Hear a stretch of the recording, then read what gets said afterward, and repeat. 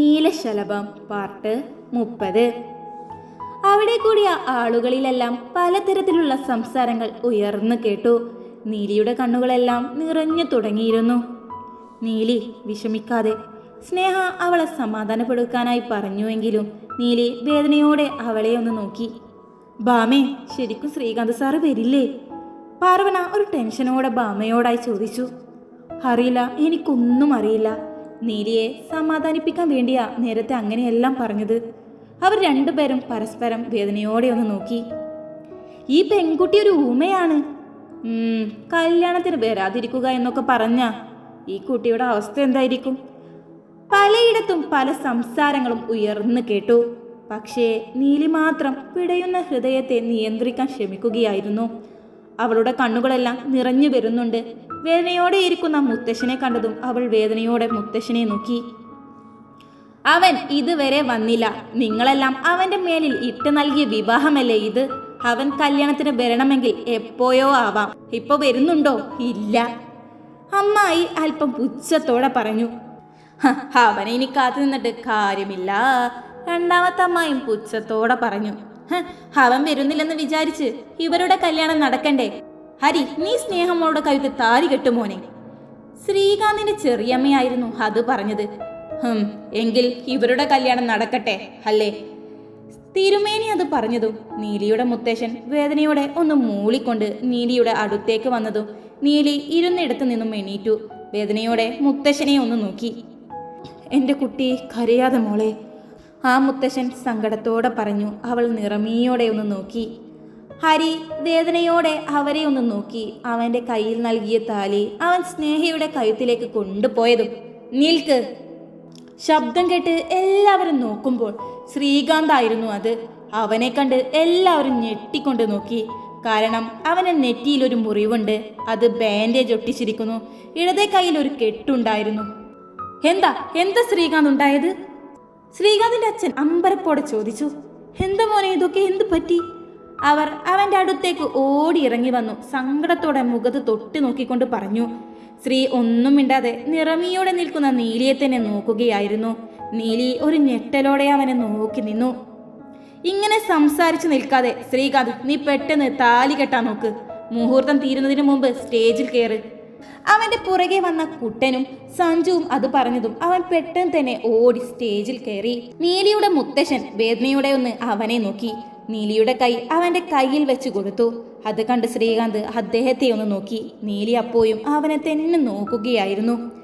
ശ്രീകാന്ത്, പെട്ടെന്ന് താലി കെട്ടാൻ നോക്ക് നീ. അത് കേട്ടതും ശ്രീകാന്ത് പെട്ടെന്ന് നീലിയുടെ കൈ പിടിച്ച് അവിടെ ഇരുത്തി. താലിയെടുത്ത് അവളുടെ കഴുത്തിലേക്ക് അണിയുമ്പോൾ അവൻ അവളുടെ മുഖത്തേക്ക് നോക്കി. അവൾ കണ്ണുകളടച്ച് പ്രാർത്ഥിക്കുകയായിരുന്നു. അമ്മു നീലിയുടെ മുടികൾ പിടിച്ചു കൊടുത്തിരുന്നു ശ്രീകാന്തിന് താലി കെട്ടാൻ വേണ്ടി. അവന്റെ സിന്ദൂരം അവളുടെ നെറുകയിൽ വീണതും അവൾ കണ്ണുകൾ തുറക്കുമ്പോൾ കാണുന്നത് അവളെ തന്നെ വേദനയോടെ നോക്കുന്ന ശ്രീകാന്തിനെയായിരുന്നു. ബാക്കി എല്ലാ ചടങ്ങുകളും കഴിഞ്ഞ് അനുഗ്രഹം വാങ്ങിക്കാൻ വേണ്ടി നീലിയുടെ മുത്തശ്ശന്റെ അടുത്തേക്ക് പോയതും, മോനെ, ഇന്ന് കുറച്ചു നേരം നിന്നെ ഒന്ന് കാണാതായപ്പോൾ എൻ്റെ ഉള്ളിലെ ആദ്യേക്കാൾ ഇവളുടെ മുഖത്ത് ഞാൻ കണ്ടൊരു വേദനയുണ്ട്. വരാൻ വൈകിയത് എന്തായിരുന്നു പ്രശ്നമെന്ന് ഞാൻ ചോദിക്കുന്നില്ല മോനെ. എൻ്റെ കുഞ്ഞിനെ നീ ചേർത്ത് പിടിക്കണേ. അവൾക്ക് നീ മാത്രമുള്ളൂ. ആ മുത്തശ്ശൻ വേദനയോടെ പറയുന്നത് കേട്ട് ശ്രീകാന്തിന്റെ ഉള്ളൊന്ന് പിടഞ്ഞു. നീലിയും അത് വേദനയോടെ കേട്ടു. ശ്രീകാന്ത് നീലിയുടെ കൈ ചേർത്ത് പിടിച്ചുകൊണ്ട്, എനിക്ക് ജീവനുള്ള കാലത്തോളം ഈ കണ്ണിൽ നിന്നും ഒരു കണ്ണുനീർ തുള്ളികൾ പോലും വരാതെ ഞാൻ സംരക്ഷിക്കും. അവന്റെ ഈ വാക്കുകൾ കേട്ട് നീലി അവന്റെ മുഖത്തേക്ക് നോക്കി. മുത്തശ്ശൻ സന്തോഷത്തോടെ അവനെ കെട്ടിപ്പിടിച്ചു. ഭക്ഷണം കഴിക്കലെല്ലാം കഴിഞ്ഞതും നീലിയും ശ്രീകാന്തും ശ്രീയുടെ വീട്ടിലേക്ക് പോകാൻ വേണ്ടി കാറിലേക്ക് കയറി. മുത്തശ്ശനോടും മുത്തശ്ശിയോടും യാത്ര പറഞ്ഞ് വണ്ടി മുന്നോട്ട് നീങ്ങുമ്പോൾ നീലി പുറത്തേക്ക് നോക്കിയിരിപ്പായിരുന്നു. ശ്രീ ഇടയ്ക്കിടയ്ക്ക് അവളെ നോക്കുന്നുണ്ട്. അവൻ നോക്കുന്നത് കണ്ടിട്ടും അറിഞ്ഞ ഭാവം നീലിയുടെ മുഖത്തില്ലായിരുന്നു. വീട്ടിലെത്തിയതും രണ്ടുപേരെയും അകത്തേക്ക് വിളിക്കാൻ വേണ്ടി നിലവിളക്കും പിടിച്ച് ശ്രീയുടെ അമ്മയുണ്ട്. പുച്ഛത്തോടെ അവരെ നോക്കിക്കൊണ്ട് ശ്രീകാന്തിന്റെ ചെറിയമ്മയും അവിടെ നിൽപ്പുണ്ട്. കൂടെ തന്നെ രണ്ടമ്മായിമാരും. അവർ തമ്മിൽ എന്തൊക്കെയോ പിറുപിറുക്കുന്നുമുണ്ട്. അമ്മുവും അപ്പവും കുട്ടനും സഞ്ജുവും പ്രിയ അങ്ങനെയുള്ള കുട്ടിപ്പടകളെല്ലാം അവിടെ നിൽപ്പുണ്ട്. ബാമയും പാർവണയുമെല്ലാം അവിടെ സ്നേഹയെയും ഹരിയെയും സ്വീകരിക്കാൻ വേണ്ടി അവരുടെ വീട്ടിലായിരുന്നു. നീലി ഒരു ഇളം പുഞ്ചിരിയോടെ ശ്രീകാന്തിന്റെ കൂടെ അവരുടെ അടുത്തേക്ക് നടന്നു വന്നു. ശ്രീകാന്തിന്റെ അമ്മ പുഞ്ചിരിയോടെ ആരതി ഒഴിഞ്ഞു. ശേഷം അവൾക്ക് നിലവിളക്ക് നൽകിയതും അവൾ അത് പുഞ്ചിരിയോടെ വാങ്ങി. എന്താ പുഞ്ചിരി, അവൻ വന്നില്ലെങ്കിൽ അവിടെ ഇരുന്ന് കരയേണ്ടി വന്നീനു. ചെറിയമ്മയുടെ സംസാരം കേട്ടതും നീലിയുടെ മുഖത്തെ പുഞ്ചിരി മാഞ്ഞു. അവൾ വേദനയോടെ ശ്രീകാന്തിനെ നോക്കി. അല്ല, കല്യാണത്തിന്റെ അന്ന് നിനക്കവിടെ എന്തായിരുന്നു പണി? കയ്യിലും മുഖത്തും ഓരോ മുറിവ് കൊണ്ടാണല്ലോ വരവ്. കല്യാണത്തിന് അന്ന് തന്നെ ഇവിടെ നീ വിധവയാക്കുമോ? അമ്മായിയുടെ സംസാരം കേട്ടതും ശ്രീകാന്ത് ദേഷ്യത്തിൽ കൈ ചുരുട്ടി പിടിച്ചു. അത് നീലി കണ്ടതും അവന്റെ മുഖത്തേക്ക് നോക്കി കണ്ണുകൊണ്ട് വേണ്ട എന്ന് പറഞ്ഞതും, ഞാൻ എവിടെയായിരുന്നു എന്ന് നിങ്ങളെ അറിയിക്കേണ്ട ആവശ്യം എനിക്കില്ല, നീ അകത്തേക്ക് കയറ്. ശ്രീകാന്ത് പറഞ്ഞതും നീലി ശ്രീയുടെ അമ്മയെ ഒന്ന് നോക്കിക്കൊണ്ട് അകത്തേക്ക് കയറി. ഓ, ഇവൾ വന്നപ്പോയെങ്കിലും ഇവൻ വാ തുറന്നല്ലോ. ഞാൻ വിചാരിച്ചു അവൾക്ക് ശബ്ദമില്ലാത്തോണ്ട് മിണ്ടാറില്ല, ഇവനുള്ള ശബ്ദം ഉപയോഗിക്കേണ്ട ആവശ്യവുമില്ലല്ലോ എന്ന്. നല്ല ചേർച്ചയാണല്ലോ. അവന്റെ അമ്മായി വീണ്ടും ഒരു പുച്ഛത്തോടെ പറഞ്ഞു. ചേച്ചി എന്താ ഈ പറയുന്നേ? ശ്രീകാന്തിന്റെ അമ്മ വേദനയോടെ ചോദിച്ചുകൊണ്ട് അകത്തേക്ക് നീലിയെയും ശ്രീയെയും കൂട്ടി പുറകെ പോയി. എന്താമ്മേ, കല്യാണം കഴിഞ്ഞു വരുക, ബോധം വേണം കുറച്ച്. സഞ്ജു ദേഷ്യത്തിൽ അവന്റെ അമ്മയോടായി പറഞ്ഞു. എന്തിനാ വെറുതെ പ്രശ്നമുണ്ടാക്കാൻ നിൽക്കുന്നേ? കുട്ടേട്ടനും അവന്റെ അമ്മയോടായി പറഞ്ഞു. നിങ്ങളുടെ അഭിപ്രായം ഞങ്ങൾ ചോദിച്ചോ? ഇല്ലല്ലോ. അതും പറഞ്ഞ് അമ്മായിമാർ അകത്തേക്ക് പോയി. അമ്മമാരെ കൊണ്ട് പെട്ടെന്ന് നമുക്ക് വീട്ടിലേക്ക് പോകാം, ഇല്ലെങ്കിൽ നീലിക്ക് ഇവിടെ സമാധാനം കിട്ടില്ല, അത് ഉറപ്പാ. സഞ്ജു ഒരു നെടുവീർപ്പോടെ പറഞ്ഞു. ഈ പറഞ്ഞ കാര്യം സത്യം. ചേട്ടന്മാരുടെ അമ്മയായതുകൊണ്ട് പറയുകയല്ല. ഈ ചെറിയമ്മയുടെ കൂടെ കൂടി അമ്മയെ കുറ്റം പറയുക, അതാണ് ഇത്രയും ദിവസം ഇവിടെ നടന്നുകൊണ്ടിരുന്നത്. അമ്മ ആയിരുന്നു അത് കേട്ട് ഇടയിൽ കയറി സംസാരിച്ചത്. അമ്മായിമാർക്ക് ഞാൻ പറയാൻ പാടില്ല, ഞാൻ ചെറിയ കുട്ടിയാണപ്പോ. പോകുകയാണെങ്കിൽ പെട്ടെന്ന് പോയിക്കോളൂ, സന്തോഷം. അപ്പോ അത് പറഞ്ഞതും, ഡാ ഡാ ഡാ നീ ഞങ്ങൾ ഓടിക്കോ. കുട്ടേട്ടൻ അത് പറഞ്ഞതും, നിങ്ങളുടെ അമ്മായിമാരാണ്, ആ ബോധം വേണം. അതുകൊണ്ടാണ് ഞങ്ങൾ സഹിക്കുന്നത് ചേട്ടാ. അപ്പോ അതും പറഞ്ഞ് അകത്തേക്കോടി. കുട്ടനും സഞ്ജുവും അത് കേട്ട് പരസ്പരം നോക്കി. നീലി ഒന്ന് കുളിച്ച് ഫ്രഷായി ഇറങ്ങി. അപ്പോഴേക്ക് രാത്രി ആയിട്ടുണ്ടായിരുന്നു. റൂമിൽ എവിടെയും ശ്രീകാന്ത് ഇല്ലായിരുന്നു. ശ്രീകാന്തിനെ നോക്കി നീലി ഹാളിലേക്ക് വന്നതും, നീലി ചേച്ചിയെ വാ.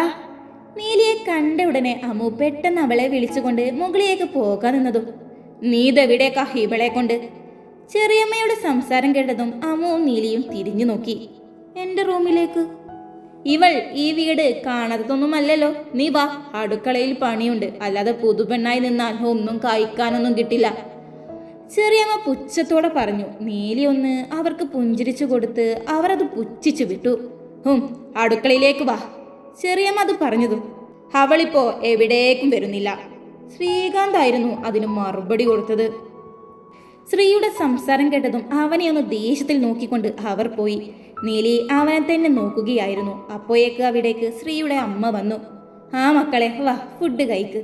നീലിയുടെ കയ്യിൽ പിടിച്ചുകൊണ്ട് പറഞ്ഞതും അപ്പോഴേക്കും പുറത്തു നിന്ന് കുട്ടനും സഞ്ജുവും കയറി വന്നു. ഭക്ഷണമായോ അമ്മായിയെ? വിശന്നിട്ട് കണ്ണ് കാണുന്നില്ല, പെട്ടെന്ന് നിങ്ങൾ കൊണ്ടുപോയോ? സഞ്ജു ആയിരുന്നു അത് പറഞ്ഞത്.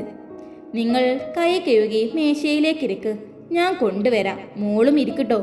ശ്രീകാന്തിന്റെ അമ്മ നീലിയോടും അവസാനമായി അത് പറഞ്ഞുകൊണ്ട് അവിടെ നിന്നും ഭക്ഷണം എടുക്കാൻ വേണ്ടി അവർ പോയതും എല്ലാവരും കൈ കഴുകി മേശയുടെ അടുത്തിരുന്നു. നീലി വേണോ എന്ന് ആലോചിച്ചുകൊണ്ട് കൈ കഴുകി വന്നതും ശ്രീകാന്തിന്റെ അപ്പുറത്ത് അവൾക്ക് വേണ്ടി ചെയർ എല്ലാവരും മാറ്റി വെച്ചിരുന്നു.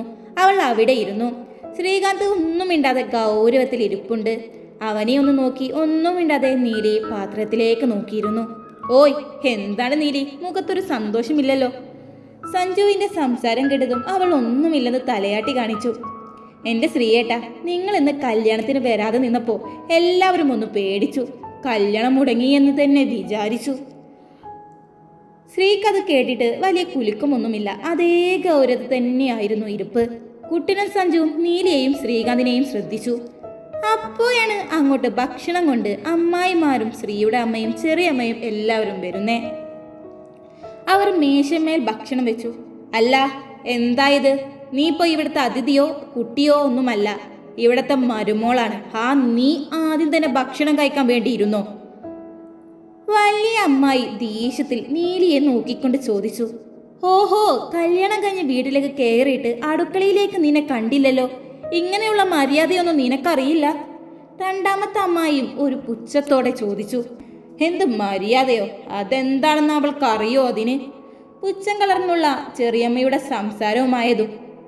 എന്താണ്, മക്കൾ ഭക്ഷണം കഴിക്കുകയല്ലേ? ശ്രീകാന്തിന്റെ അമ്മ വേദനയോടെ പറഞ്ഞു. നിന്നെ പറഞ്ഞാൽ മതിയല്ലോ, മരുമകളെ തലയിൽ കയറ്റി വെക്കാതെ നിർത്തേണ്ടിടത്ത് നിർത്തണം, അമ്മായി വീണ്ടും ദേഷ്യത്തിൽ പറഞ്ഞതും. സഞ്ജു ഏട്ടാ, ദയവ് ചെയ്ത് കല്യാണമൊന്നും ചെയ്തേക്കല്ലേ. പിന്നെ നിങ്ങളുടെ വീട്ടിലേക്ക് വേറെ വേലക്കാരിയൊന്നും വേണ്ടി വരില്ല. അമ്മായിയുടെ സംസാരം കേട്ട് അപ്പു ഇഷ്ടമാകാതെ അത് പറഞ്ഞതും അത് കേട്ട് സഞ്ജു ഭക്ഷണം നെറുകയിൽ കയറി ഒന്ന് ചുമച്ചു. കുട്ടനത് കേട്ട് ചിരിയും വന്നിരുന്നു.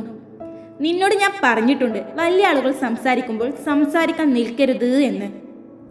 അപ്പുവിന്റെ സംസാരം ഇഷ്ടമാവാതെ അമ്മായി അത് പറഞ്ഞതും.